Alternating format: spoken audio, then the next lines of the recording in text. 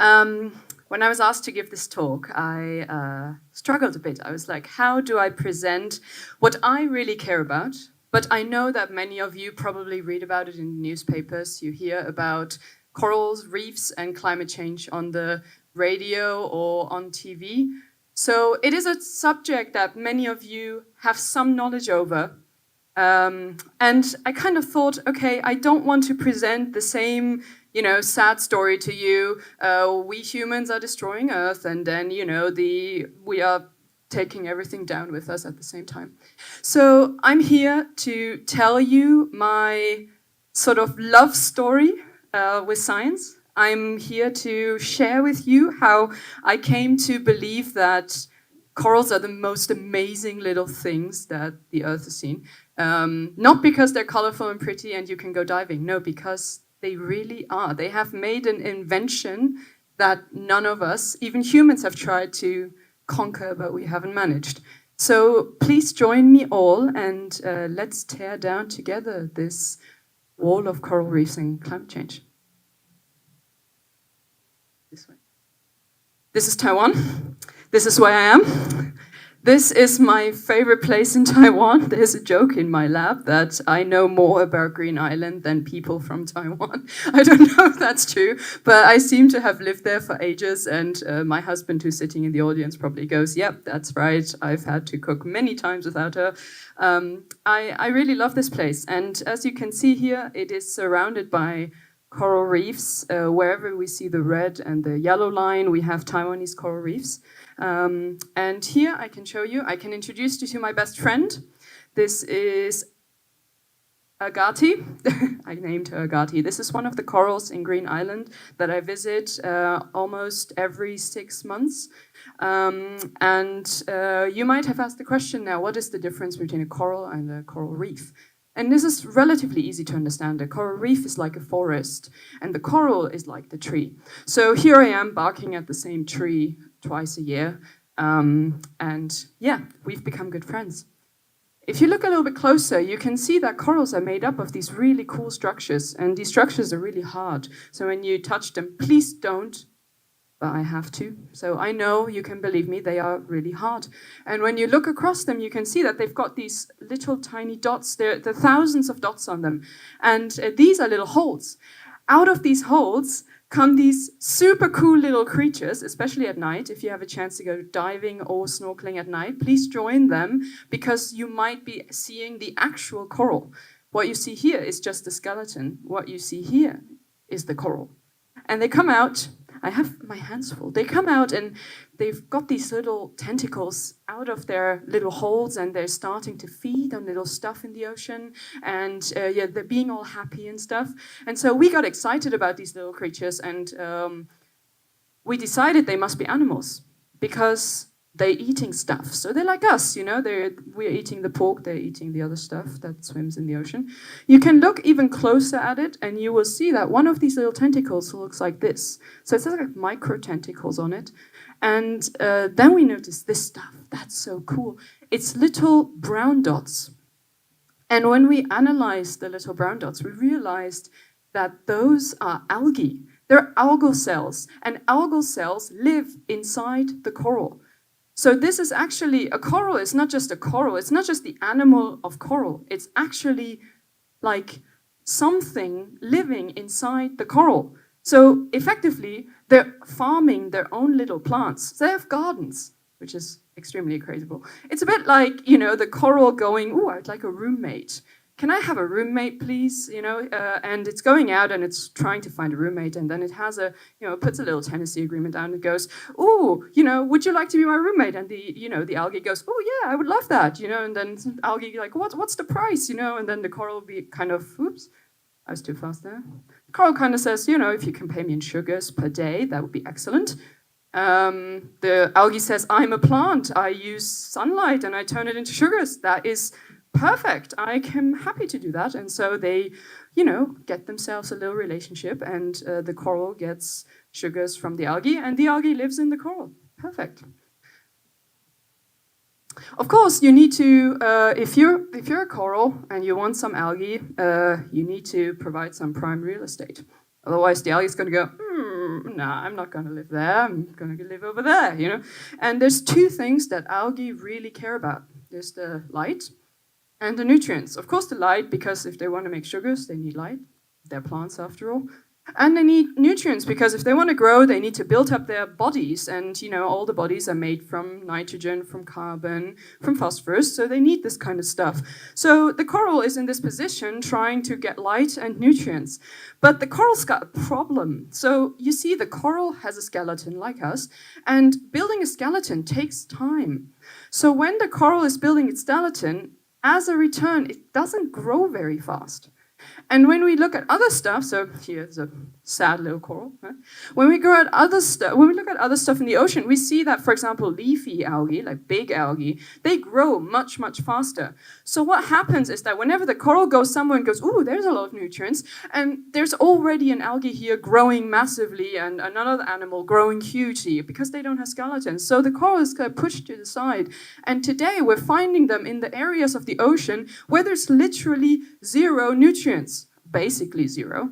So the coral has been pushed all the way to the edges of the ocean where basically no nutrients are available. Yet, you all have seen coral reefs. You know they look like this. How is this possible? They live in areas of the ocean where there's no nutrients, yet they create these systems that are full of life without any food. This is quite a conundrum, and we've actually tried to get to the bottom of this. Big question here. And this is what I wanted to share with you guys, because this is what I'm super excited about. Corals turn out to be masters of recycling. And that's what I was hinting towards. We have tried to do this for ages, you know, but we still don't recycle our plastic properly. But corals have been the best recycling system I have ever studied. I can tell you how. Here's a coral. It's got its little, you know, algae inside. And it kind of, you know, thought when, oh, well, I can sub-rent my rooms to algae, but if I can do that, maybe I can sub-rent my rooms to other single-celled organisms too. Because, you know, algae are cool, they can turn sunlight into sugars, but there's other tons of little cells out there, and they are incredibly cool too. They can do all kinds of stuff. Like they can turn someone's poo into something else. They can turn nutrients into another nutrient. They can turn like these little chemical things into other chemical things. It's unbelievable what is out there in the ocean in microscopic form. And the coral said, why don't we invite them all and make a huge collection and everyone can live together? And that is exactly what they did.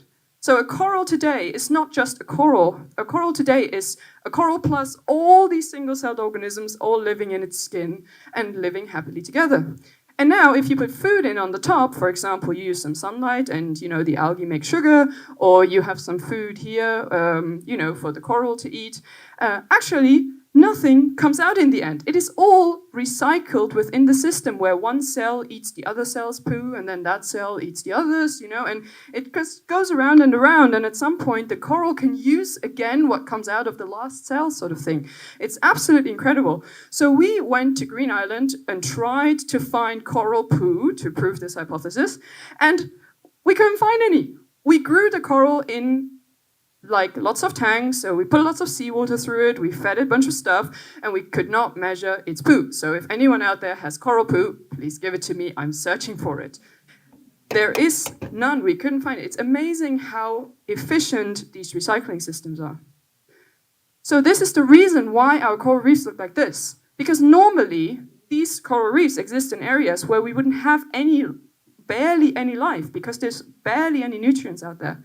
But because the coral has evolutionarily invented this recycling system, they are now the basis for something, right? As soon as you have one piece of life, you can have something else eating it. And then something bigger can eat that, and so on and so forth. So you're building this entire row of life based on this very first initial bit of life.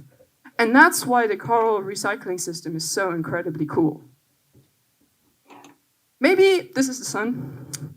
We know it in Taiwan very well. Maybe you were in Taiwan in 2020, then you knew it very well.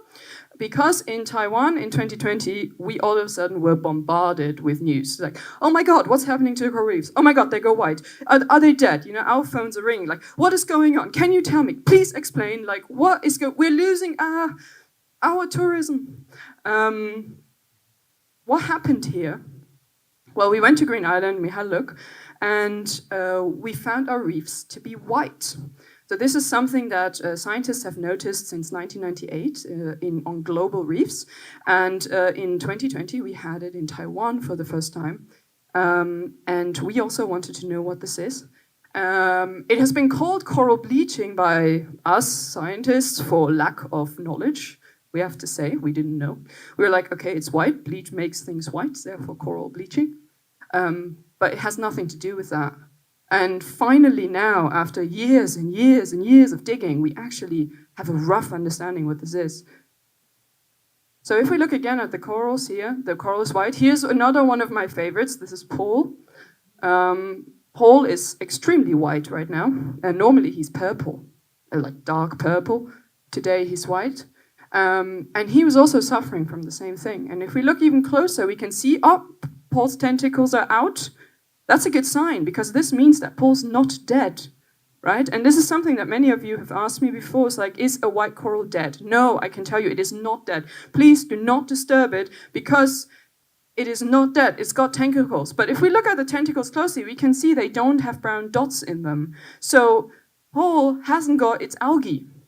And that means that a white Paul is not dead, but probably highly, highly stressed because he doesn't have his roommates. It means that his recycling system isn't working. So he's losing food constantly. He's trying to, stuff himself and pooping the entire time, basically. I mean, that's what I'm currently trying to measure. I'm currently trying to measure whether a white Paul will poop. But, that is our hypothesis, right? He hasn't got his recycling system with him. And that is why white corals are extremely stressed, and we really need to make sure that we don't stress them any further. Question now, why is it white then? Well, how does it turn white? Well, that's actually quite a simple thing to answer now. If you look at the tentacles here, you can see that they're see-through. They're almost like glass. So they actually don't have any color. Corals have no color. Did you know that? This is really funny. It's actually the algae that gives the coral its color. So if the coral doesn't have any algae, the coral is see-through. But of course, we already learned corals have skeletons. And there you go. The skeleton is white, like everyone's skeleton. Everyone is white, has a white skeleton because of the calcium carbonate. And so what we have is that the skeleton shines through the coral. That's why they look white. Because we took away the color by getting rid of the algae. Last question that remains, what causes bleaching? This is also a big question, we're still trying to answer that, but we've come a long way, and what we realized is that algae are extremely picky. So they might be nice roommates, but they're also an utter headache as a roommate. If something is not perfect, they don't like it. If the temperature's too hot, they don't like it. If this doesn't work, they don't like it. So one of the big problems that they have is temperature. They hate sweating, they hate hot summers, they want to have everything be like neutral and normal and like always. When we look at a temperature map of Taiwan in 2020, so there's Taiwan up there, you can see it's Australia down here, Asia, Indonesian archipelago. You can see that there's a color pattern in the back. So there's blue here and goes all the way to dark red. And this color shows you how much hotter than normal this ocean was in August 2020. And you can see that Taiwan is surrounded by waters in August 2020 that are way hotter than normal, way, way hotter. And so that was, the algae was like, no, this is too much. I can't deal with this. Okay, bye. And it went, okay? It couldn't do it anymore. So that is essentially what causes most of the bleaching we see. There are other factors, but that is, by majority, the biggest reason. So we are having a problem now because we have a reason that causes bleaching, which is not easy to solve. We can't just pour ice into the Taiwanese Ocean and make it cooler. Like, that doesn't work. So we really need to find other ways to get this down. And one of the ways is to, first thing you want to make sure is like not stress them even further. Because maybe we can't influence this anymore. That possibility is out there. So how are we working against it? What are we doing? Scientists are doing a lot. There's a huge amount of adaptation things right now. So you might have thought like, maybe they're finding all these cool things, how they could stop it. It's like, nope, sorry guys, we can't stop it. You've seen the ocean temperatures, like we can't pour ice into the ocean, sorry. But what we can do is we can try and move reefs. Sounds crazy, but maybe it's possible. You know, here, for example, this is me diving in something that's called the artificial reef. So it's a structure that we can put underwater and we can plant little baby corals on it and we can hope that they might grow on it. And we can put this entire thing into a place where maybe now is no reef, but maybe in the future the temperatures might be perfect.